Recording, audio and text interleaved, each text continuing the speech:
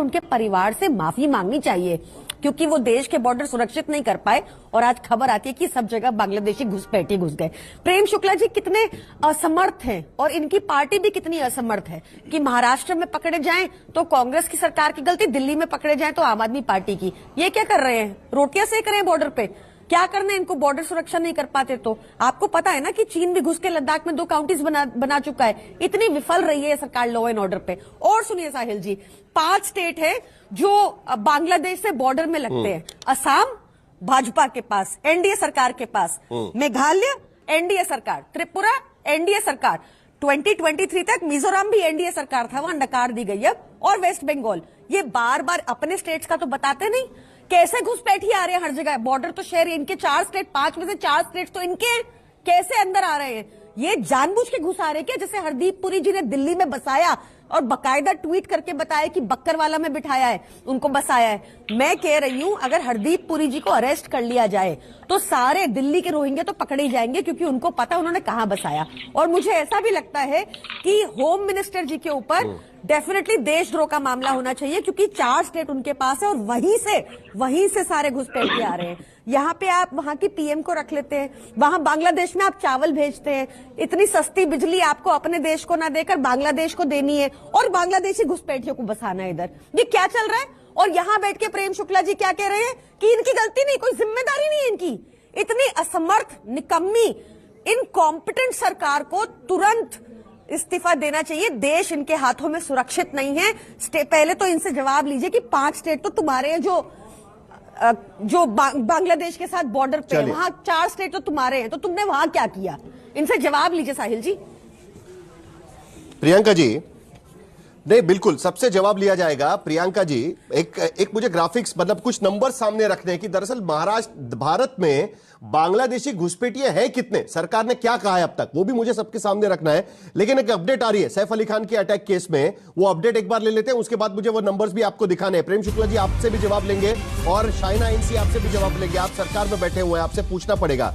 लेकिन अपडेट ये आ रहा है सैफ अली खान के अटैक केस में कि दरअसल जब सैफ अली खान के घर पे अटैक हुआ, इंटरेस्टिंग मामला सामने आ रहा है कि उनके घर में 3 फीमेल हाउस हेल्प्स थी, उसके साथ साथ 3 मेल हाउस वर्कर्स भी उसके घर में थे, 4 नौकर घर में थे। लेकिन उसमें से 2 लोग डर गए, 3 लोग डर गए नौकर, और वह छुप गए, जिसके वजह से वो अटैक हुआ। उसके बावजूद भी वो ओवर पावर नहीं कर पाए सैफुद्दीन इस्लाम को। जब वो सैफ अली खान पर हमला कर चाकू से उन पर 6 बार स्टैबिंग कर रहा था, तब वो नहीं हो पाया।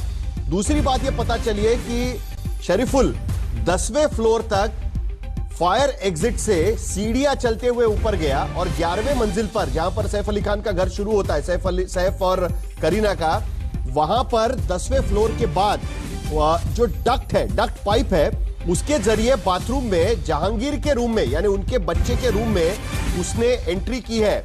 बाथरूम को ग्रिल नहीं थी और जिसके वजह से वो अंदर घुस पाया और उसके बाद वहां पर उसने सैफ अली खान पर हमला किया और भागते समय वापस वो बाथरूम के अंदर गया और वहां से भागने की उसने कोशिश की थी।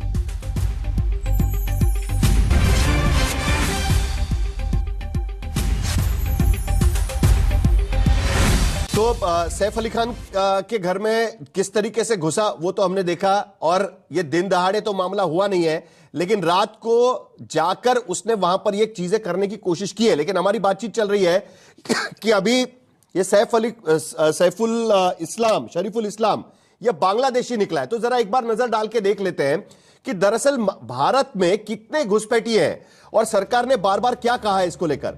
अब देखिए, 2020 में सरकार ने कहा था कि भारत में 1.10 लाख अवैध बांग्लादेशी रह रहे हैं। 2017 में सरकार का यह कहना था कि देश में 40,000 रोहिंग्या घुसपैठिए घुसे हुए हैं। 2016 में सरकार ने कहा था, जब किरण रिजिजू गृह राज्य मंत्री थे, तब उनका यह कहना था कि देश में करीब 2 करोड़ अवैध बांग्लादेशी रहते हैं। और 2004 में कांग्रेस में की जब सरकार थी, तब श्री प्रकाश जायसवाल, उन्होंने यह कहा था कि देश में करीब 1.20 करोड़ अवैध बांग्लादेशी रहते हैं। मतलब कभी भी सरकार के पास कोई ठोस आंकड़ा नहीं रहा। जब सरकार को पूछा गया 2016 में, 2004 में, 2020 में ये नंबर कहां से आ रहा है, तो उसका सोर्स किसी भी तरीके से सरकार नहीं बता पाई।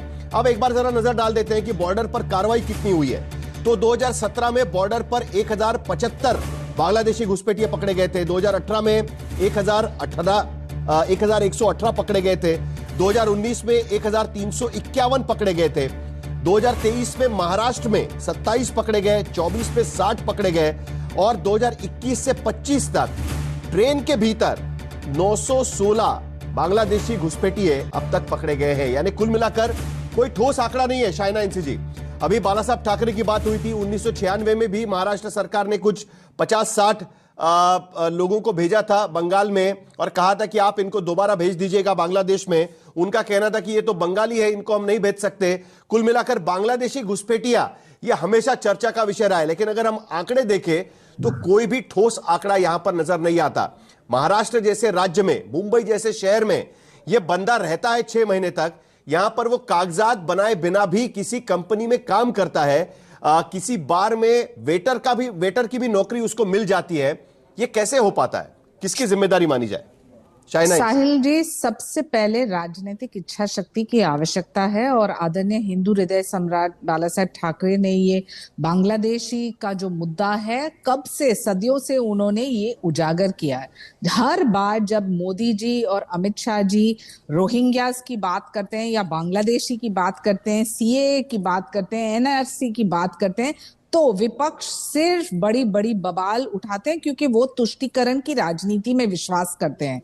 अब आपने देखे आंकड़े, जो लोग पकड़े गए ट्रेन में, जो लोग पकड़े गए महाराष्ट्र में, आप देखेंगे कि हाल ही में 60 के ऊपर ऐसे आंकड़े हैं जो महाराष्ट्र में स्वयं पकड़ गए हैं। और जब किरीट सोमैया जी कहते हैं कि मालेगांव में देखिए कैसे ये बोगस वोटिंग हो रहा है और ये सब बांग्लादेशी है, तो ये देश के जो लोग आ रहे हैं वेस्ट बंगाल से, ममता बनर्जी क्यों नहीं इसके ऊपर सख्त कार्रवाई कर रही है? जो एक हेमंत बिस्वा कर सकते हैं आसाम में, तो क्यों नहीं ममता बनर्जी कर सकती है वेस्ट बंगाल में?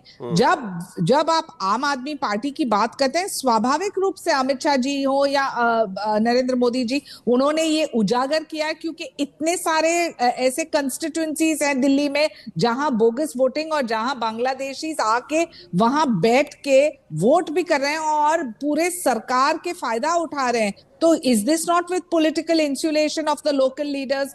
तो हमें सब देखना है कि ये मुद्दे को जो सही में हमें एक मुद्दा है बॉर्डर का, एक मुद्दा है कि जो आ गए हैं और एक मुद्दा है जो पकड़ गए हैं। ये तीनों के ऊपर जो फोकस ना हो और एकजुट ना हो तो मुझे लगता है कि हम अफसोसजनक टिप्पणी ये चलते रहेगा। और इसके ऊपर जो कार्रवाई करनी है तो केंद्र सरकार और प्रदेशों को कोऑर्डिनेट करना पड़ेगा, ना सिर्फ ये देखना कि हमें ये वोट बैंक बरकरार रखना है, साथ में कार्रवाई करनी पड़ेगी। आनंद दुबे, बाला साहब ठाकरे भी कहते थे कि बांग्लादेशी घुसपैठियों पर कार्रवाई करनी चाहिए, और अब सरकार जब कार्रवाई कर रही है तो कहीं ना कहीं सरकारी पक्ष का आरोप यह है कि आप लोगों को लगता है कि भाई ये कार्रवाई गलत तरीके से हो रही है। क्या सचमुच में आपको लगता है? अभी शाइना इंसी कह रही थी कि टांग अड़ाते हैं आप लोग, सही है? साहिल भाई नमस्ते। उत्तर भारत में एक बहुत पुरानी कहावत है, जुट्ठे के मारूंगा जुट्ठे के रोना। पहले बांग्लादेशी घुसपैठियों को यहां आने में मदद करेंगे, जब वो हाई प्रोफाइल केस में पकड़े जाएंगे सैफ अली खान के घर, तब उनको भगाने के लिए ये लोग ढिंडोरा पीटेंगे, आंदोलन करेंगे। मैं बड़ा हैरान हुआ, आज की डिबेट जब शुरू हुई तो ऐसा लग रहा था कि विपक्ष सरकार में है और सरकार में बैठे लोग लाचार होकर विपक्ष में बैठे हैं। वो कुछ कर नहीं सकते, वो बहुत कुछ करना चाहते हैं, लेकिन दुर्भाग्य है कि वो सरकार में नहीं है। वो सरकार में आना चाहते हैं, वो प्रधानमंत्री बनना चाहते हैं, वो गृह मंत्री बनना चाहते हैं, वो राज्यों के मुख्यमंत्री बनना चाहते हैं। जब ये सारे पदों पर सुशोभित हो जाएंगे तब वो बांग्लादेशी घुसपैठियों को पकड़ेंगे, उनको जेलों में ठूसेंगे, उन पर कार्रवाई करेंगे। वाह भाई वाह, तो ताली बजाने योग्य वचन है। अरे भाई, 2014 से केंद्र में बीजेपी की सरकार, 2.5 साल से ज्यादा महाराष्ट्र में बीजेपी की सरकार। एक कुख्यात आरोपी 2000 किलोमीटर से चलकर महाराष्ट्र आता है, 6 महीने से मुंबई ठाणे में रहता है, पूरे इलाके में घूमता है, खाता पीता है, हमारे सेलिब्रिटियों के यहाँ चोरी करता है, हमले करता है, और जब पकड़ा जाता है तो बीजेपी लाचारी से कहती है काश अगर हम सरकार में होते ना तो इस बांग्लादेशी घुसपैठियों को पकड़ लेते, क्योंकि हम तो पकड़ना चाहते हैं लेकिन कांग्रेस वाले पकड़ने नहीं देते, शिवसेना वाले पकड़ने नहीं देते, महाविकास और आम आदमी वाले पकड़ने नहीं देते। तो साहिल भाई, इसका मतलब है राजनीतिक इच्छा शक्ति बहुत मजबूत है बीजेपी की। फिर से चुनाव करवाइए, बीजेपी को सत्ता दीजिए। बीजेपी बेचारी सत्ता में नहीं है, ये गजनी हो गई है, ये भूल गई है कि सत्ता में बैठी है, इसके ऊपर जिम्मेदारी है, इसको दायित्व है देश के 140 करोड़ लोगों को सुरक्षा देने की। लेकिन नहीं, वो नहीं देगी, वो तो केवल